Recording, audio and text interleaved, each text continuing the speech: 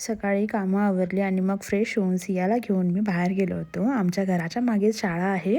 तेथील काही मुली सियाला घ्यायला आल्या होत्या आणि मग काय सिया पण त्यांच्यासोबत रमली आणि मग पूर्ण शाळा जाऊन फिरून आली.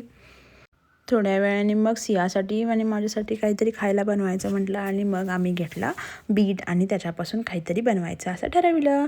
काहीतरी करायचं म्हटलं की सियाची लुडबुड ही सुरूच असते. फोनमध्ये स्वतःलाच बघून मॅडम खुश होत होत्या आणि त्यानंतर मग थोडासा बीट किसून घेतला. त्यामध्ये थोडासा रवा, दही, मीठ आणि मिरची ॲड केली आणि मग 5 मिनिटासाठी भिजायला ठेवलं. सियाला सगळं स्वतःच करायचं असतं आणि त्याच नादात तिने खूप सारा पसारा मांडून ठेवला होता. पूर्ण दिवस आमचा असाच चाललेला असतो. सिया पसारा करत असते आणि मी तो काढण्यातच माझा पूर्ण दिवस जात असतो.